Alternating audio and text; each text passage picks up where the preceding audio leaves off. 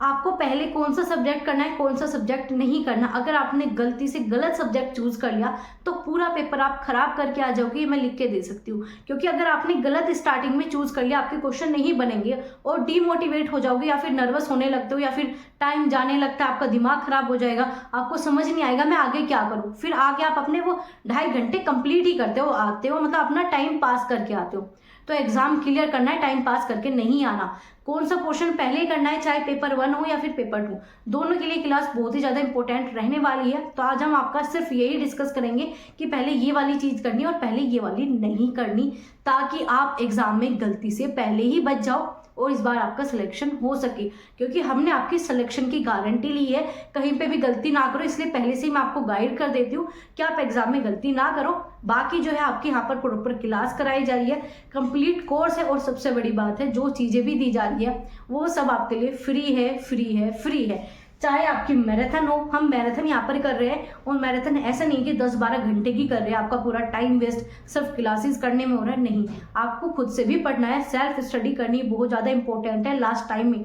तो हम 1 या 2 घंटे की आपकी क्लास होती है, इसी में कंप्लीट 30 क्वेश्चन कर लेते हैं, चारों ऑप्शन को समझते हैं। सबसे बड़ी खास बात यह है कि हम क्वेश्चन सोल्व करना सीखते हैं, और सीटेट को क्लियर करने के लिए जो सबसे जरूरी पॉइंट है वो यही है, क्वेश्चन सोल्व करना आना चाहिए। क्योंकि एग्जाम ऐसा नहीं है कि आपके दिमाग में नॉलेज हो, आपको कुछ आता हो तो ही करोगे, नहीं। ये आपको टीचर बनाने वाली स्किल को जांच करने के लिए होता है।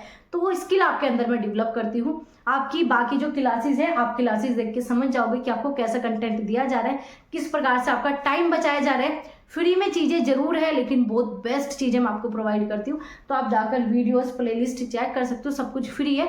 और टेलीग्राम पे आपके इंपॉर्टेंट टेस्ट होते हैं जो कि वो भी आपके लिए फ्री है। तो चलिए ज़्यादा बात ना करते हुए आपकी सबसे इंपॉर्टेंट चीज़ पे चलते हैं कि पहले कौन सा चूज करें, क्या गलती ना करें। तो चलिए स्टार्ट करते हैं। और आप में से जो भी पहली बार आए हो चैनल पे, तो आप सभी सब्सक्राइब कर लेना, बेल आइकन को रखना, ताकि आपको सारी अपडेट समय पर मिल सके। तो चलिए बात करें, अगर हम सबसे पहले आपका सीडीपी, चाहे पेपर 1 हो या पेपर 2, आंख बंद करके पहले सीडीपी करो। आप कहोगे मैम सीडीपी क्यों करें? क्योंकि सीडीपी आपका एक ऐसा सब्जेक्ट है जिसमें कुछ भी आपको याद नहीं करना होता, कुछ भी नहीं। अगर 9 बजे वाली क्लास की है ना, तो कुछ ऐसा बचा ही नहीं है आपके अंदर जो नहीं आता हो। 9 बजे वाली क्लास में सीडीपी घोट के पी चुके हैं, जितने भी प्रीवियस ईयर पेपर थे सब कुछ करा दिया मैंने। तो आप इस सीडीपी को सबसे पहले उठाओ, बहुत ईजी है इसे करना, बहुत ईजी, और बड़े शांत दिमाग से। सीडीपी आपका एक ऐसा सब्जेक्ट है, जितना ठंडे दिमाग से करोगे ना, उतने आंसर आपको खुद से खुद मिलेंगे, उतने की पॉइंट आपको मिलेंगे। की पॉइंट के लिए अलग से आपको वीडियो मिल जाएगी, उसे चेक कर लेना। तो की पॉइंट जब आपको मिल जाते हैं तो क्वेश्चन सोल्व हो जाता है। तो सबसे पहले आपको सीडीपी करनी है, सबसे पहले, ठीक है। 30 के 30 इसमें लेके आने हैं आपको, ठीक है। 30 में से अगर 28 में लेके आ जाओगे कोई प्रॉब्लम नहीं, इतना मैं आपको माफ कर दूंगी। तो 30 में से 28, 27 लेके आ जाओ, कोई दिक्कत नहीं। अब बात करें लैंग्वेज कौन सी करें, 1 करें या 2 करें। तो आप सभी को लैंग्वेज 1 करो या 2 करो, इसको कोई भी फर्क नहीं पड़ता। इसके लिए मैं आपको चॉइस दे रही हूँ, ये आपकी मर्जी है। आपका मन करे लैंग्वेज 1 करने का तो लैंग्वेज 1 या फिर लैंग्वेज 2, लेकिन होना यही चाहिए। इसके अलावा कोई और पोर्शन आप नहीं उठा सकते, कोई भी नहीं उठाना। तो सबसे दूसरे नंबर पे ये करना है, दूसरे और थर्ड नंबर भी यही आपका, ओके। तो पहले लैंग्वेज 1 कर लो या लैंग्वेज 2, आपकी मर्जी है। लैंग्वेज 2 करो या लैंग्वेज 1, वो आपकी मर्जी है, लेकिन करना बहुत लिमिटेड समय में। कितना समय देना है, किस पोर्शन में कितना टाइम देना है, इसके ऊपर मैंने अलग से एक वीडियो दी है, और वो वीडियो पूरे यूट्यूब पर कहीं नहीं मिलेगी। मैंने पूरा प्रॉपर टाइम बताया है, कितना टाइम देने के बाद भी OMR को बच जाएगा आपका कितना समय। OMR में आपको 30 मिनट प्लस मिल जाएगी। तो जब आपको सारा पोर्शन इतने अच्छे टाइम में कर पाओगे, मैंने पर्टिकुलर डिवाइड करके दिया है कि इस पोर्शन में इतना समय दो, इस पोर्शन में इतना, बहुत अच्छे से आपको समझाया। तो आप जाकर वो वीडियो चेक कर लेना, लिंक कहोगे तो मैं आपको शेयर जरूर कर दूंगी।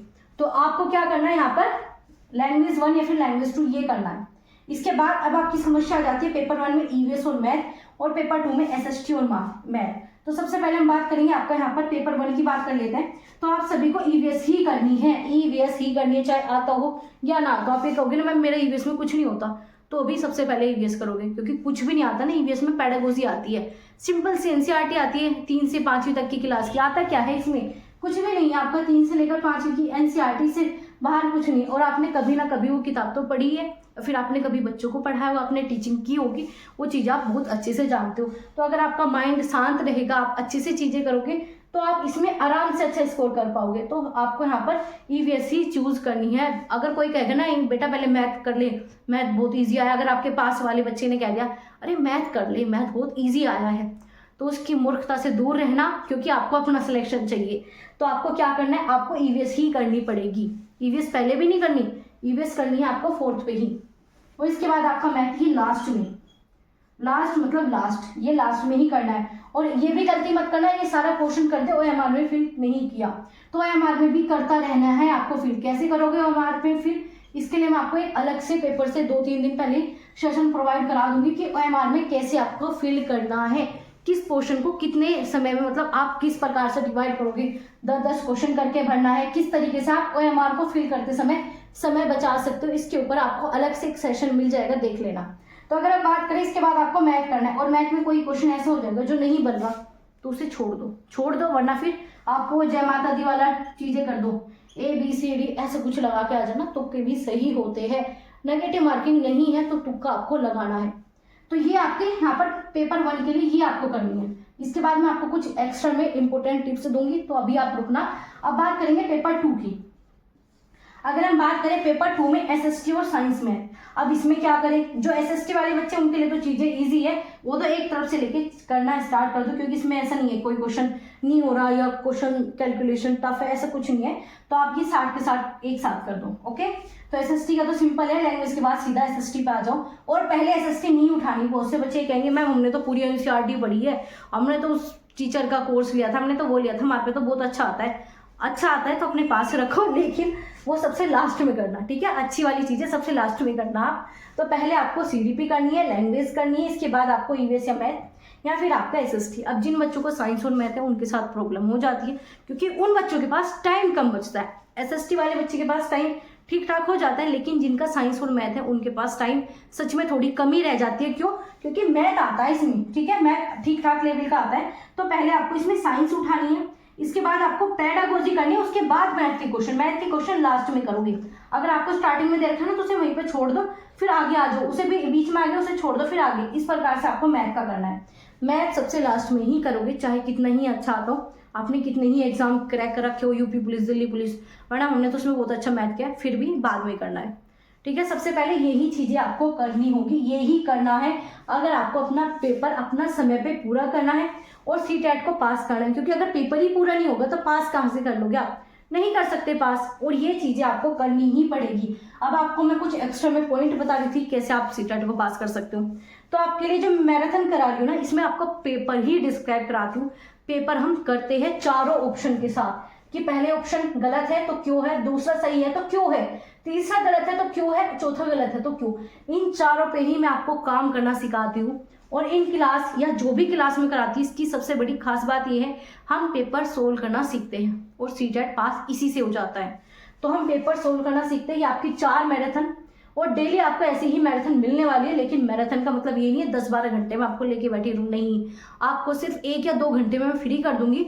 30 के 30 क्वेश्चन पूरे करने के बाद, पूरा सोल्यूशन आपको बताने के बाद बस क्लास हम एंड कर देते हैं। और बड़े हंसते खेलते हम क्लास करते हैं, बर्डन बिल्कुल नहीं देते आप सभी को, क्योंकि एग्जाम ऐसा है ही नहीं बर्डन लेने वाला कि नहीं UPSC का एग्जाम है 2 साल लग जाते हैं बच्चों को क्लियर करने में, अरे ये भी पढ़ना है मुझे, ये भी पढ़ना है वो भी पढ़ना है। इसमें पढ़ने का इतना रोल नहीं रहता, इसमें ज़्यादा रोल यही होता है कि आप अपनी टीचिंग स्किल को कितना सुधार रहे हो, उस पर तो फोकस कर नहीं रहे, दुनिया भर के नोट्स वो पढ़ लिए, उससे नहीं होता।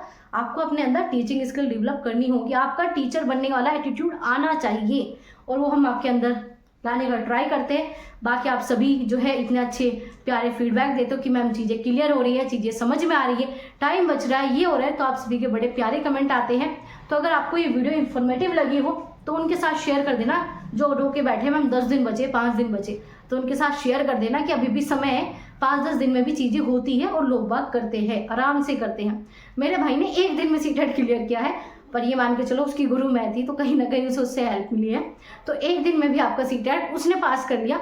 ऐसा नहीं है कि आपके पास कभी कुछ था ही नहीं, आपके पास बिल्कुल नॉलेज नहीं थी, आपने BEd BTC 2 साल तक पढ़ाई की है, उससे पहले आपने ग्रेजुएशन किया, उससे पहले आपने 11th 10th 12th किया, आपने मैथ पढ़ा है, क्या दिक्कत है इसमें, कुछ भी प्रॉब्लम नहीं है। ये सब चीजें आप करके आ चुके हैं, बच्चों वाला खेल है और आपके लिए बहुत ईजी है करना। बस क्या करना है, PYQ को घोट के पी लो, जो कि मैं आपको कराती हूँ। PYQ भी आप रटते हो, रटना नहीं है, इन क्लास को देख लेना, समझ में आ जाएगा पीवाईक्यू कैसे करना है, फिर बाकी चाहे खुद कर लेना, ठीक है। ये क्लास देख के पीवाईक्यू समझ में आ जाएगी कैसे आपको करने हैं। तो समझ में आया पहले कौन सा क्वेश्चन करना है, क्यों करना है, दोनों चीजें बताइए, क्यों करना है ये भी मैंने आपको बताया।